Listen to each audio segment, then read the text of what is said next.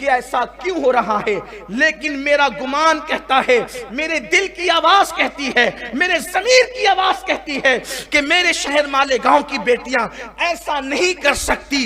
अल्लाह अकबर।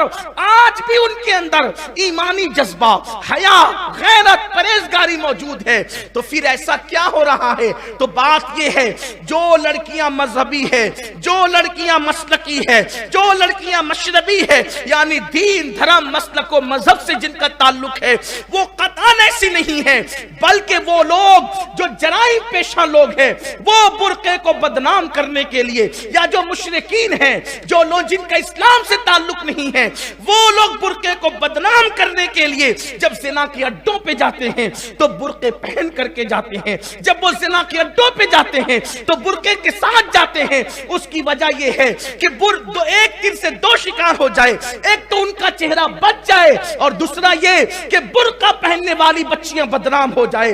अब ऐसी नाजुक सूरत हाल में बुर्के वाली की इज्जत भी बच जाए और ये जराइम पेशा लोग बेनकाब हो जाए, तो उसके लिए करना क्या चाहिए? क्या नेक बच्चियां बुर्का छोड़ दे? क्या नेक बच्चियां बुर्का तर्क कर दे? नहीं नहीं, बुर्का हम तर्क नहीं कर सकते। फिर क्या करें? उसका तरीका सबसे खूबसूरत जो मेरे जहन में आता है वो ये है कि फिर हम ये बुर्का न पहने, मेरी बेटियां ये बुर्का न पहने, मेरी बहनें ये बुर्का न पहने, बल्कि जो मदनी बुर्का है, जो मुस्तफा जाने रहमत के दौर में पहना जाता था, वो बुर्का बच्चियां पहनना शुरू कर दे, तो आवारा लड़कियों में और कनीजाने फातिमा के अंदर दोनों में फर्क हो जाएगा। आप कहेंगे ये मदनी बुर्का कौन सा है, मदीने वाले की तहजीब के मुताबिक बुर्का कौन सा है? तो उम्मुल मोमिन हज़रत आयशा सिद्दीक़ा रज़ी अल्लाह ताला अन्हा फरमाती है कि हुजूर के दौर में जो बुर्का पहना जाता था वो इंतहाई भद्दा बुर्का होता था। औरतें जब चलती थी तो ऐसा लगता था कि जैसे उनके सरों पे कौवे बैठे हुए हैं, और इतना ढीला ढाला होता था, उसमें कोई डिजाइन नहीं होती थी, उसमें कोई रंग रोगन वाला मामला नहीं होता था। यानी कि ये जो डिजाइन वाले बुर्के ये सब नहीं, बहुत सादा सिंपल बुर्का होता था।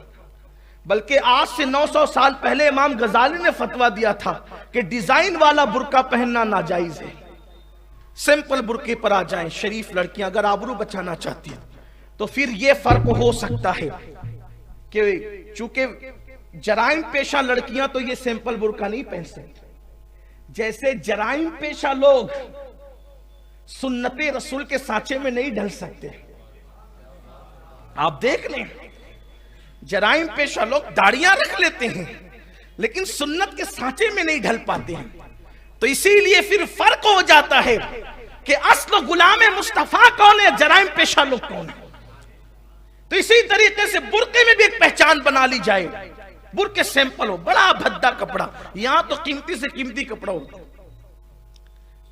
एकदम सिंपल कपड़ा, इज्जत ही बचाना। मैं कहता हूं अगर सिंपल कपड़े में इज्जत बचती है तो वो डिजाइन वाले करोड़ रुपए के बुर्के से बेहतर है, क्योंकि इज्जत से बढ़कर कोई चीज नहीं है। हम मुजम्मत करते हैं इसकी। 31st नाइट को जो बुर्के का मिसयूज हो रहा है, मैं फिर कहता हूं मुस्लिम बच्चियां मेरी कौम की इतनी बेबाक नहीं है, क्योंकि मुझे यकीन है उनकी आबरू पर और उनकी हया पर। जो मस्जिद आने के लिए जिद नहीं करती वो बार में क्या जाएगी, और जो जाती है उनका सैयदा फातिमा ज़हरा से कोई ताल्लुक नहीं, इसलिए जाती है। वरना जो कनीज़े फातिमा होगी वो तो मर जाना पसंद करेगी, लेकिन कभी बार में जाना पसंद नहीं करेगी। इसलिए हमें भी थोड़ा सा ध्यान रखना पड़ेगा, हमें भी थोड़ी तवज्जो करनी पड़ेगी। हर नौजवान की जुत्थे अपने मोहल्ले में बैठकर नजर रखे, कौन कहां आता है कौन कहां जाता है। थोड़ा सा इस पर, सिर्फ नमाज रोजा पढ़ करके अपनी जिम्मेदारी पूरी नहीं होती। ये जो इदारे बना रखे ना मोहल्लों के अंदर, ये सिर्फ रात के 3-3 बजे तक पड़े रहकर के औंधे पड़े रहकर टीवी देखने के लिए नहीं है। ये जो मोहल्ले के इदारे कल्बे हैं ना, इनको अपना काम करना चाहिए। ये बैठे मोहल्लों के अंदर और नजर रखे कौन कहां जा रहा है, और अगर किसी के कदम गलत तरफ उठते देखे तो उसके माँ बाप को तंबीह करें। अगर मोहल्ले में रहना होगा तो मुस्तफा जाने रहमत के कानून के मुताबिक जिंदगी गुजारना होगा। और मुस्तफा जान रहमत का कानून क्या है? किसी मुल्क के खिलाफ कानून नहीं है, मुस्तफा जान रहमत का कानून है औरत की इज्जत की हिफाजत, एक दूसरे की इज्जत की हिफाजत, एक दूसरे के वक़ार की हिफाजत, हलाल रोजी, यही उनका कानून है। वल्लाह कोई सच्चा मुल्क मुस्तफा जान रहमत के कानून का कभी मुखालिफ नहीं हो सकता, इसलिए कि उनका कानून तो पूरी कायनात के लिए और इतना खूबसूरत है। सुबह उठना, जल्दी उठना उनका कानून है, पूरा लिबास पहनना उनका कानून है, गरीबों की झोली भरना उनका कानून है, मुस्कुरा कर लोगों के दिल जीतना उनका कानून है, लोगों का बोझ उठाना उनका कानून है, खुद भूखे रह के दूसरों को खिलाना उनका कानून है, खुद पेट में पत्थर बांधकर दूसरों को अता करना उनका कानून है, गरीबों को माला माल करना उनका कानून है, बेटियों की आबरू बचाना उनका कानून है, बेटियों के सर पे शफकत का हाथ रखना उनका कानून है, बेटी आ जाए तो इस्तिकबाल के लिए खड़े हो जाना उनका कानून है। यही सब तो उनका कानून है और क्या है।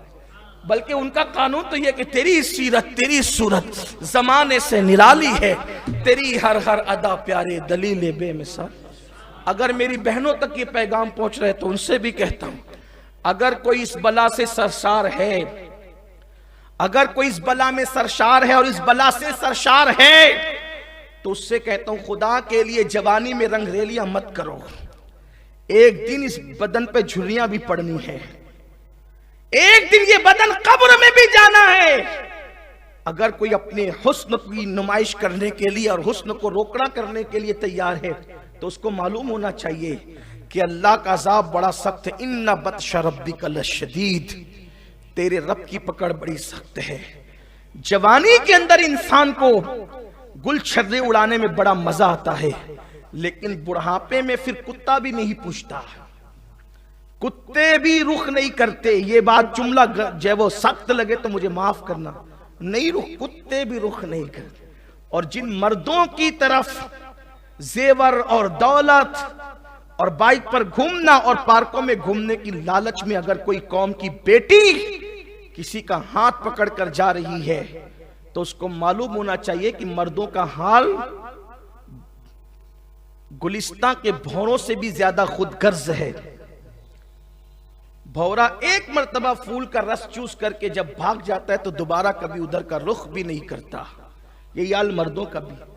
अगर किसी ने कह दिया कि मैं तुमसे प्यार करता हूं तो वहां ढेर हो जाना, ये कोई अकलमंदी और दानिशमंदी नहीं है। ऐ कौम की नादान बेटियों, अगर किसी के एक जुमले पर कि मैं तुझसे प्यार करता हूं ढेर हो जाना सबसे बड़ी गैर दानिशमंदी का काम है, क्योंकि वो एक ही जुमले पर आपका पूरा रस निचोड़ने के लिए तैयार है, आपकी जवानी लूटने के लिए तैयार है, आपकी आबरू लूटने के लिए। उससे सवाल तो करती कि अगर वाकई उसके दिल में इतना दर्द भरा और प्यार भरा दिल होता तो वो अपनी दूध पिलाने वाली मां से प्यार क्यों नहीं करता, वो उंगली पकड़कर चलाने वाले बाप से क्यों प्यार नहीं करता, वो दूध शरीक बहन से क्यों प्यार नहीं करता। जो बदबख्त और कमबख्त इस कदर हवस परस्त हो कि वो अपनी दूध पिलाने वाली मां से प्यार ना कर सके, वो तुमसे क्या प्यार कर सकेगा।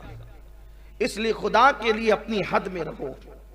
इस्लाम से बढ़कर किसी का कोई खैर खा नहीं है, इस्लाम से बढ़कर के कोई तहफ्फुज फराम नहीं कर सकता, इस्लाम से बढ़कर कोई आबरू को तहफ्फुज नहीं दे सकता।